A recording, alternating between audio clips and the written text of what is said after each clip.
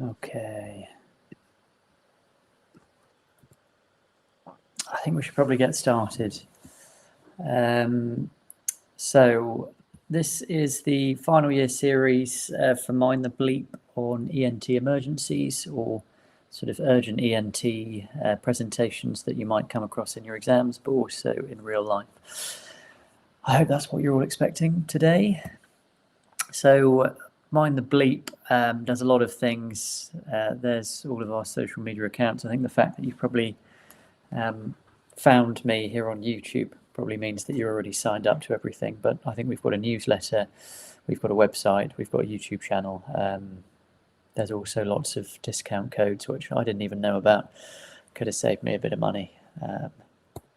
Anyway. So I think you guys might all be sitting your final year exams soon, the UKMLA. So ENT makes up a small but consistent proportion of the exam. It's about 2 to 4% of the questions will be ENT related content. ENT presentations can be found in multiple different specialties. That's why it comes up quite a lot. So they can chuck it into both papers. If you think about many pediatric presentations in general practice, you actually get a lot more ENT than you're anticipating. If the papers are 200 questions in total, that will probably translate to about 4 to 8 questions, which, you know, could be the difference between distinction, pass, merit. So all the marks count. So for your revision, ENT questions are usually high yield emergencies, common presentations, or integrated within other systems, like, as we said, peds, infection oncology, neurology. This little bit on the right here is what I've taken from the content map. So this is under ear, nose and throat. These are all the presentations that they could quiz you on and the conditions that they can quiz you on as well. So let's get started. I'm just going to present it, otherwise, oh God. Can you still see my slides? If anybody just shouts out, I've gone into presenter mode.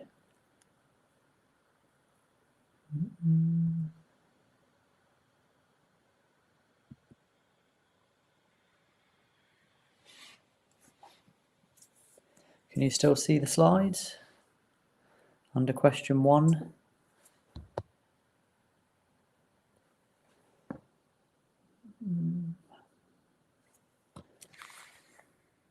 Let me just...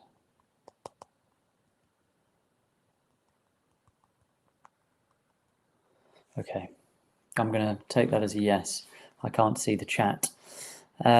So, question 1. You are the F2 working in general practice. A 62-year-old gentleman presents with a persistent sore throat for 2 months. He was advised by his dentist to book a GP appointment after noticing white patches on his tongue. He takes a torvastatin only. He is an ex-smoker with 20-pack year history, alcohol intake of 20 units per week. He's got a temperature of 36.7, a heart rate of 78, blood pressure of 130 over 75, and a respiratory rate of 14. On examination of the oral cavity, you find white patches located on the tongue and generalized erythema, otherwise nothing else. Let me just check that this is...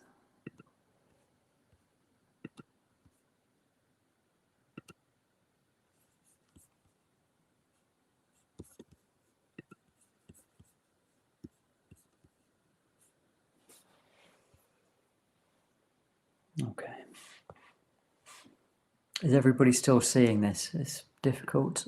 I can't hear anybody, and I also can't see the chat.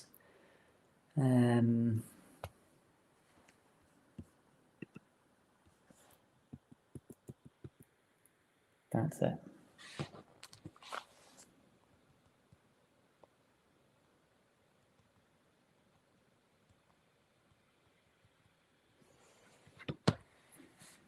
So we should have 5 different options here So if you think about what you would do, A, B, C, D, or E. I'm just getting a text. I don't think people are seeing my slides, which is quite confusing because I'm presenting on presenter mode. I don't know how to work this system. No.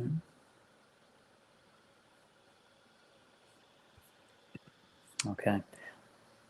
I think the way we're going to have to do it today is that I can't seem to present my presentation, so all of the answers are going to be available to you guys, unfortunately. But we'll just have to talk through it. There's no other way. I can't see another way of presenting it without... So if I present from current slide,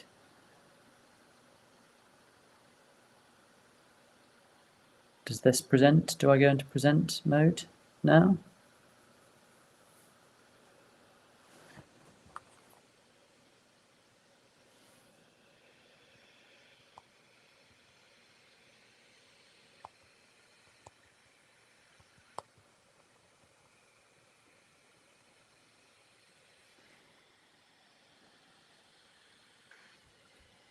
Okay, right, it's not working. Okay. We are just going to have to go through it with the answers available. I can't try clicking on set up slideshow.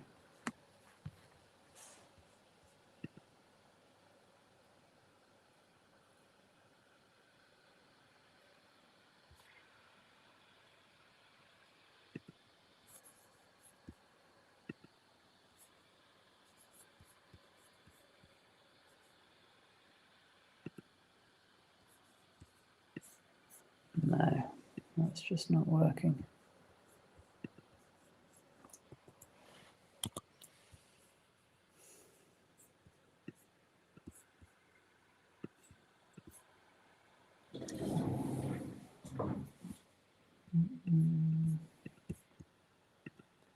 Share my screen.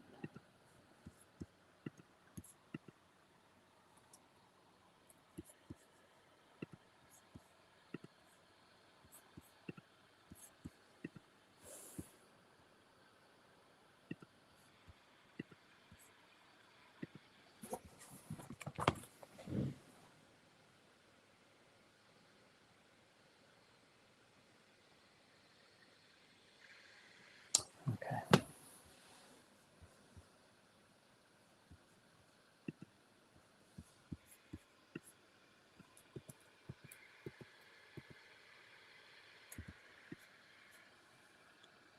Okay. I think this might be working now. Let me just double check.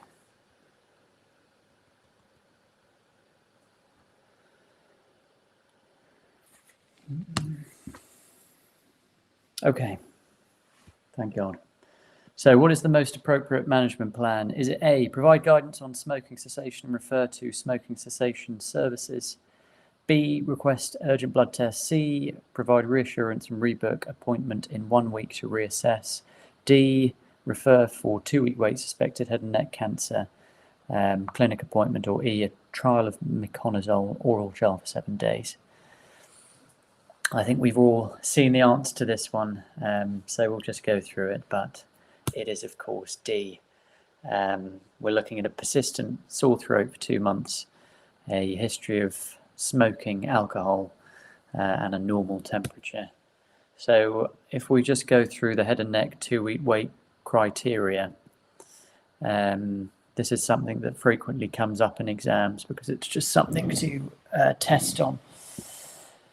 But symptoms prompting a 2-week wait referral include a lip or oral cavity lump, a neck lump which is persistent and unexplained, a neck lump that is unexplained in anybody that is 45 and over, hoarseness, which is persistent and unexplained in someone who's 45 and over, oral cavity that is red or red and white consistent with erythroplakia or erythroleukoplakia, which is what we are getting at in this one. ulceration in the oral cavity, which is unexplained and lasting for more than 3 weeks, or a unexplained thyroid lump. There's also some criteria that a dentist can refer. So if you're seen for any of these symptoms as well, you can be referred across to a 2-week weight cancer clinic. Risk factors that you should look out for in the stem of the question include smoking, alcohol, poor diet, reflux, genetic susceptibility, HPV, which would be 16, 18 or 33 are high risk, and excessive sunlight exposure, which is potentially a lip melanoma. And there you go. Those are further pictures of erythroplakia on the left and leukoplakia, or erythroleukoplakia on the right of that picture there. Okay, question 2. I'll give you a quick moment to read that one.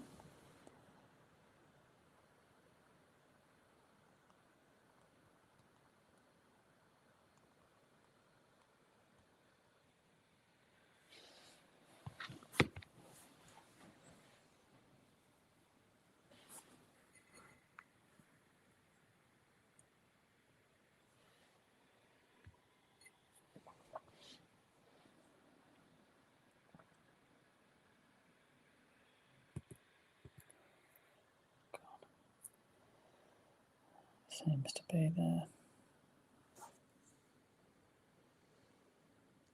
Okay, so this question is asking you about vertigo associated with nausea, vomiting, starting 2 days ago.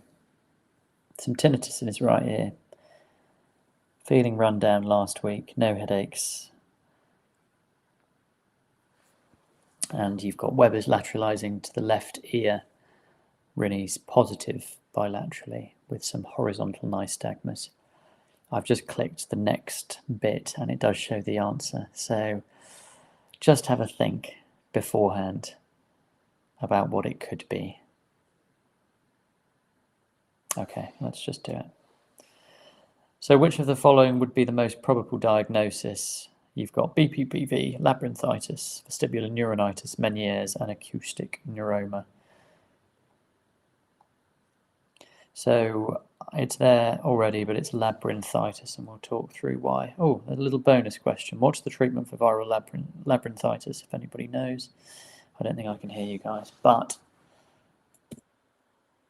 it's prochlorperazine, 5 milligrams 3 times a day, up to 30 milligrams if needed. So vertigo is an absolute exam favourite. It's the false sensation that either yourself or your surroundings are moving or rotating. It's important to distinguish this from dizziness, which could be anything really. The first question to assess is whether the vertigo is peripheral or central.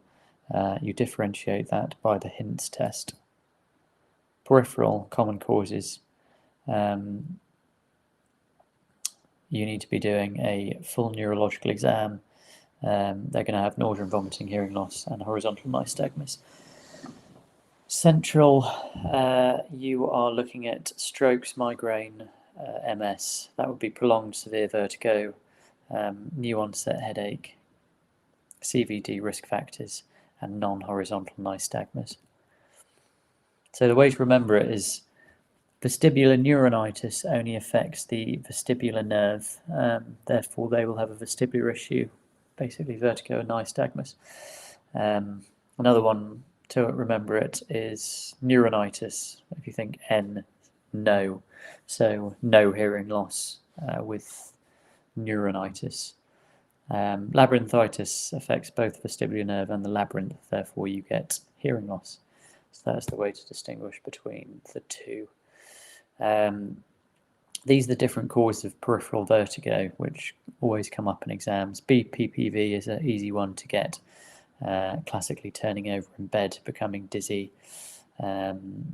Dix-Hallpike is how you assess for it. Epley manoeuvre is how you treat it. Harder in practice than the textbooks, but you will learn it if you do an ENT job. Labyrinthitis and vestibular neuronitis we talked about, always preceded by an upper respiratory tract infection. Neuronitis, no hearing loss. Labyrinthitis, hearing loss. Meniere's is slightly more complicated. You'll get 2 or more episodes of dizziness, but associated feeling of fullness within the ears and tinnitus with fluctuating hearing loss. Cholesteatoma, you'll get a chronically discharging ear, which is the main thing to have in the stem, but you can get intermittent vertigo and hearing loss. And an acoustic neuroma or vestibular schwannoma, you'll get a unilateral hearing loss. You tend to get cranial nerve palsy, so you have to assess for the facial nerve, and you will get vertigo. You can also get other things like a Bell's palsy, or cranial nerve 7 palsy with an acoustic neuroma. Next question. Oh, no, not a question. A nice little diagram of the ear. And just have a think about what that is. I think I just chucked that in there because that's something that you have to know about if you work in ENT. That is, of course, mastoiditis. Mastoiditis from a otitis media infecting the mastoid air cells. Question 3. You are working in the GP practice. Your next patient is 27, female, presenting with symptoms of right-sided hearing loss starting last night. There's no ear pain, tinnitus, discharge or vertigo. No abnormality detected on otoscopy. Weber's test is heard loudest in the left ear, and Briney's is positive bilaterally. So remember, right-sided hearing loss. Weber's heard loudest in the left ear. Briney's positive. Which of the following options is the most appropriate management plan? Is it A, provide reassurance, safety netting advice, B, request urgent blood tests and an MRI, C, routine ENT referral, D, an urgent ENT assessment with audiology and oral prednisolone for 7 to 10 days, or E, prescribe Optimize ear spray, 1 spray 3 times a day for a week? I'll just let you have a 30 seconds to have a think about the answer to that.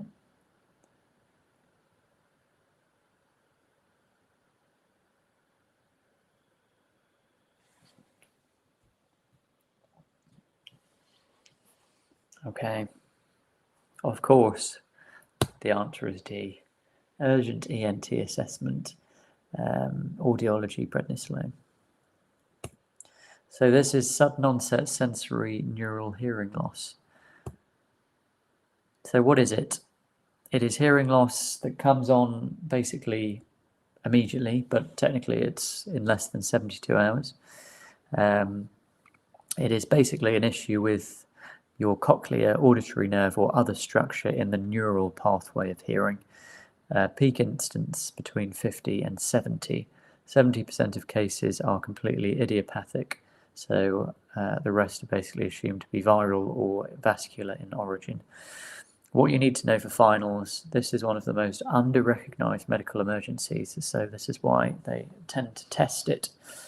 Requires an urgent ENT referral. The mainstay of treatment is high-dose oral corticosteroids for 7 to 10 days with a varying degree of research behind that. And the most important investigation to request is an MRI of the internal auditory meatus to exclude an acoustic neuroma. So acoustic neuroma is actually a tumour of the vestibulocochlear nerve, presenting with vertigo, tinnitus, hearing loss, and you'll also get an absent corneal reflex. So you need to know your Webers and Briney's pretty well, not just for finals, but for all your OSCEs. Geeky Medics have a pretty good guide on how to interpret it, but Weber's test is putting the tuning fork on the centre of the forehead and seeing which ear is the sound heard loudest in.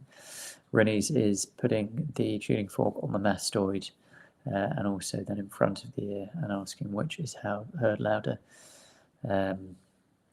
Obviously, if Weber's is lateralizing to the right ear and bone conduction is louder than air conduction in the right ear, then it will be conductive. But yeah, go and have a read of the Geeky Medics guide if you're getting a bit confused with Webers and Briney's. So question 4, 15-year-old male presents to the GP out of hours service with a painful neck mass. He explains he has noticed a small lump before which self-resolved. It has never previously been painful. On further questioning, he has a cough, runny nose associated with a fever. His schoolmates have also noticed his voice sounds different. On examination, he's got a tender midline neck lump. It is mobile, moves outwards on protrusion of the tongue. The lump is mobile. His obs are basically a bit boring. Bit of a low-grade temperature there, actually, 37.9. So, which of the following diagnoses is most likely in this case? A. Infected thyroglossal cyst. B. Reactive lymphadenopathy. C. Lymphoma. D. Pharyngeal pouch. Or E. Thyroid swelling.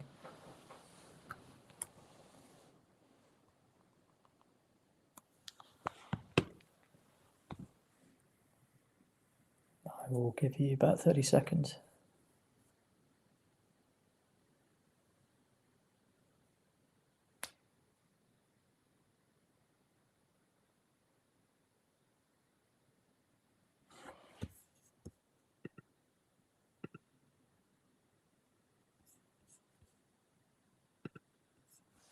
Okay, 30 seconds are up.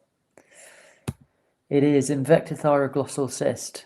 So let's go through it. Neck lumps always comes up on PassMed and also in exams and everyday life if you work in ENT. So a thyroglossal cyst, which is what it was in this case, is the most common congenital abnormality of the neck. It's a malformation of the thyroglossal duct. It's a midline neck mass between the isthmus of the thyroid and the hyoid bone. Usually presents in young patients, so that's a good way of differentiating between neck lumps is age, and it classically moves upwards on protrusion of the tongue. Fluctuant, if it becomes infected, you can get dysphagia, dysphonia, draining sinus fever, and an increasing neck mass. Airway obstruction is possible, especially if it becomes massive, so it's important not to miss. You'll want to be admitting these when you get called about them. Management is usually a surgical removal. That's what it looks like. That doesn't look too infected, but that is a thyroglossal cyst in a kid. So neck lumps, you've got lots of different differentials, and it's always going to come up probably at least once in an exam. Reactive lymphadenopathy is obviously by far the most common. You're going to have a history of a viral infection. It doesn't move with protrusion of the tongue. Pharyngeal pouch is usually in old men. They're going to be gurgling if you palpate it. You can't usually see it. They're going to have bad breath, chronic cough. They might be an aspiration risk, so they could get a pneumonia. A branchial cyst is most common in young adults, so like 19, 20. The position of it is characteristic, so it's a smooth swelling in front of the anterior border of the sternocleidomastoid at the junction of the upper and middle third. So if they're talking about something that's literally just there in a 20-something, it's going to be a branchial cyst. Lymphoma is classically painless, described as rubbery, and if you drink alcohol, they're meant to be painful, the lumps, but I don't think they ever are. In the stem of the question, you're going to get some associated B symptoms, so night sweats, weight loss, etc. Thyroid swellings will always move upwards with swallowing. They are midline. They're going to be wanting to go down a 2-week wait pathway with those to rule out a thyroid cancer. And then a cystic hygroma is congenital, so it's going to be present at birth and classically on the left side. So that's how you separate between all the different neck lumps. Enough on neck lumps. Let's move on. Question 5. 24-year-old man is seen in the emergency department in the early hours of the morning, brought in by his friends who explained he fell into a lamp post following a night out, resulting in a nosebleed. The nosebleed stopped after 15 minutes. He did not lose consciousness. He vomited once during the night. His friends think this happened before the fall. No past medical history. He doesn't take any regular medications. Observations are normal. On examination of the nose, there is a bilateral red swelling visible. Neurological examination was normal. No focal neurological deficit. Oh no. Looks like the answer's there. So have a little think about what it could be. Focusing on the bilateral red swelling after trauma.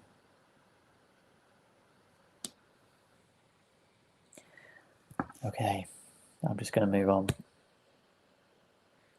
So if you think about what it could be, these are the different options. It is going to be an immediate referral to ENT, but I did give you some other options there. I don't know why the answers come up immediately. So does anybody think they know what this is?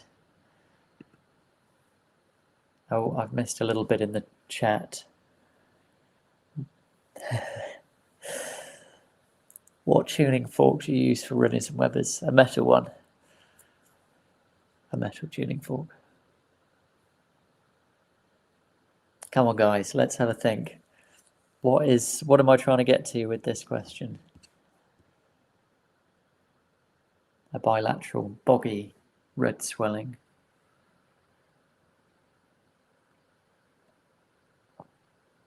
I'm looking at LE14526. No, that's okay. So it is a nasal septal hematoma, but let's go through epistaxis first. So nasal septal hematoma, important complication of nasal trauma that should not be missed. It's a hematoma between the septal cartilage and the perichondrium. If untreated, it can cause septal necrosis within 3 to 4 days and a permanent saddle nose deformity. Symptoms include nasal obstruction, pain, rhinorrhea. Classic examination finding is a bilateral red swelling from the nasal septum that may feel boggy. Management is give them some antibiotics and put a needle into it as soon as you can. That's what it looks like if you pull it up, so you can see that bilateral boggy red swelling that is coming from the septum. It's not coming from the nostril, it is coming from the septum. Epistaxis we shall just do quickly because some of you are going to have ENT jobs and epistaxis is something you see every day. So 95% are going to be anterior, so coming from Little's area, which is where Kisselbach's plexus forms, and then 5% are posterior, emanating from deeper structures, more common in elderly people that are all on warfarin, DOAC, apixaban. That's Little's area. The big vessel that everybody worries about is the sphenopalatine artery at the back. If there's a big posterior epistaxis, then they usually take them to theatre where they ligate the sphenopalatine artery. Can happen in pregnant ladies. That's all I'll say. Epistaxis management. I've created a nice little flow chart for everybody. So if they're hemodynamically stable, pinch the nose, lean forward, spit all the blood into a bowl. If it stops, great. Try and cauterize it and give them some Naseptin. If it doesn't stop, call ENT. ENT will probably pack it with a rapid rhino. If they're hemodynamically unstable, A2E, tranexamic acid, tee them up for theatre. Pretty simple. Moving on, question 6. 51-year-old female presents to the GP surgery with left-sided ear pain. Her symptoms started weeks ago and have persisted. She has a past medical history of type 2 diabetes and psoriasis. Examination of the ear shows an erythematous left ear canal with purulent discharge and a swollen pinna. Tympanic membrane is visible. It doesn't look that visible on the picture, I have to say, but is slightly visible with an intact light reflex present. Right ear is completely normal. Observations are okay except for a temperature of 39. And there's a picture of what you see. Oh gosh. The answer is going to come up again, but have a little think about what this is. What I'm trying to get at with a history of diabetes and a persistent otitis externa, basically. The size of the tuning fork. They come in many different sizes. I think bigger is better with tuning forks. You can make more of a noise with a larger tuning fork than a small one. So always try and get the biggest one you can.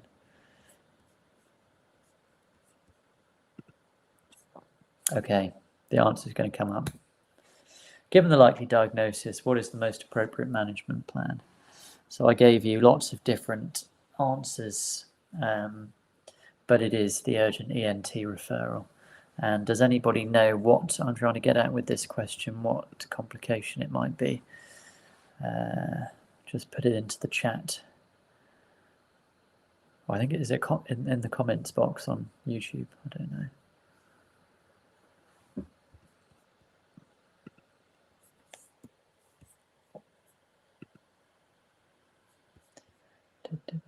Okay, that's all right.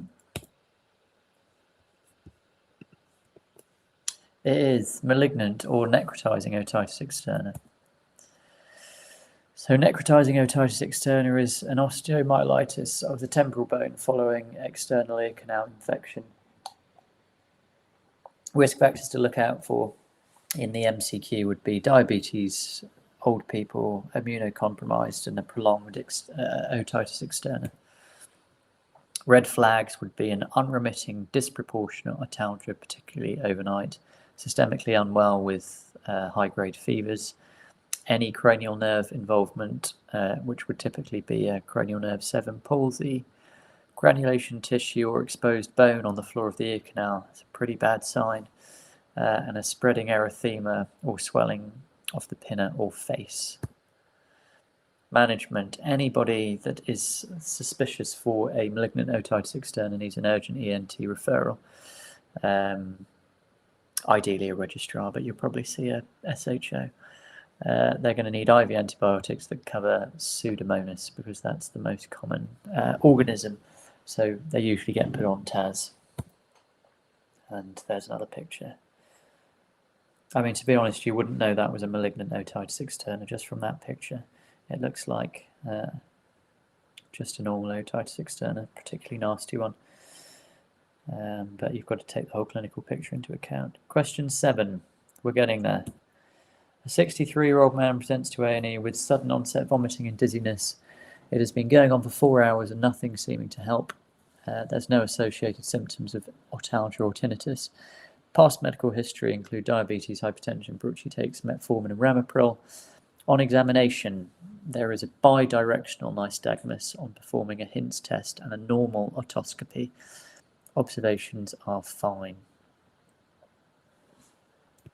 Oh, I've done this one good. So given the likely diagnosis, what is the most important next step in management? Is it A, the Epley manoeuvre, B, urgent CT head, C, blood tests and a trial of prochlorperazine, D, discharge with ENT or audiology follow-up, or E, aspirin 300 milligrams, stat? So have a little think about that one.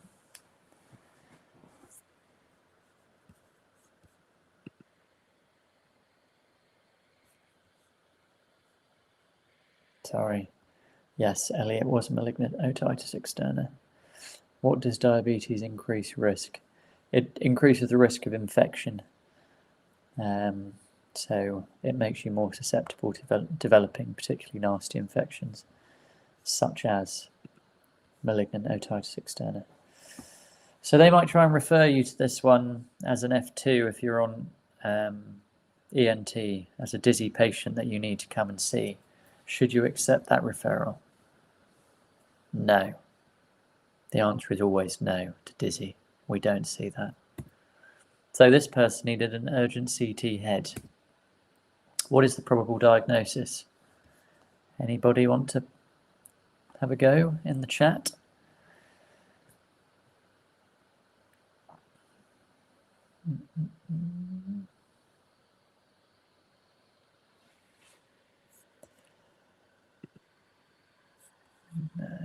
Stroke, exactly. What type of stroke, Ellie? If I was going to push you.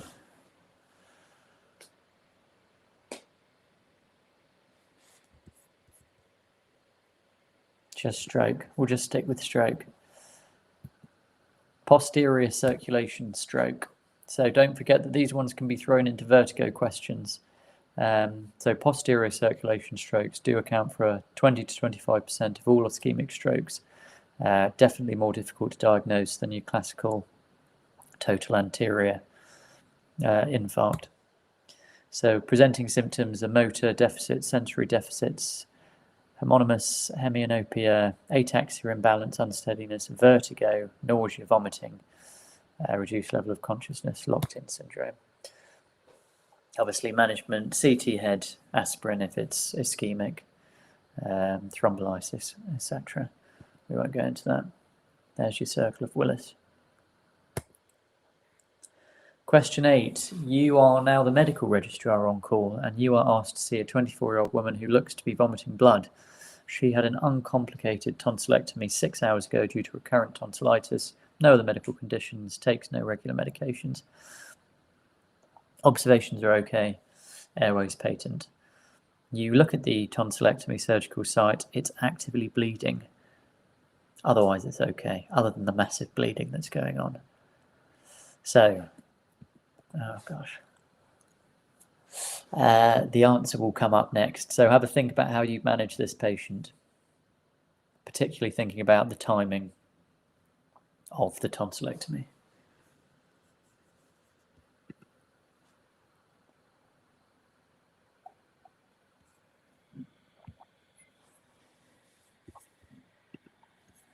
Okay. So what would be the most appropriate management step in this patient's management? It is an immediate return to theatre. I tried to trick you with these other questions, but I then gave you the answer. So let's move on. Post-tonsillectomy hemorrhages.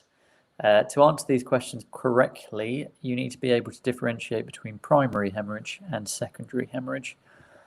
Primary hemorrhage occurs in the first 6 to 8 hours after a surgery. It is always managed with an immediate return to theatre, so it's a very easy mark to get in your exams.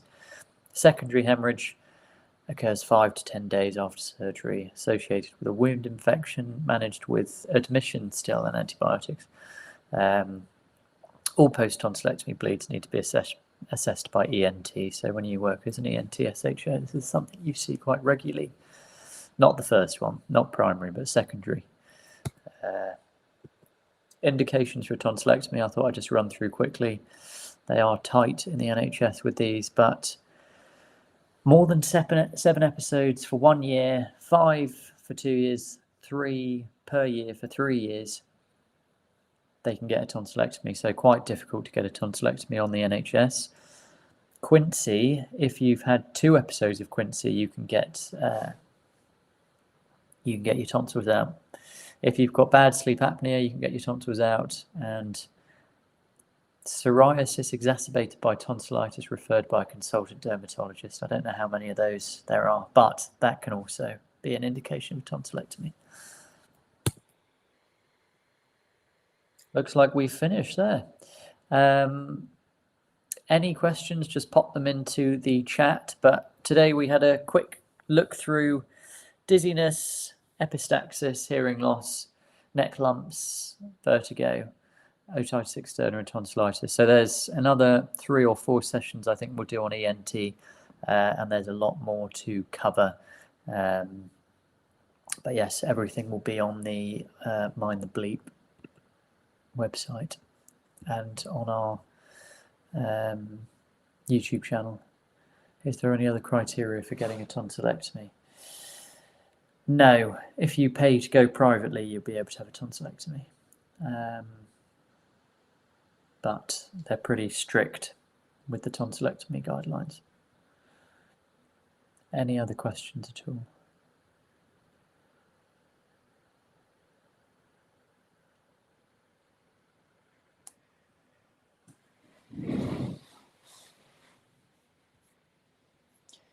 No. Okay. I will stop it there. Thanks very much for coming, and do join us for the next episode next month.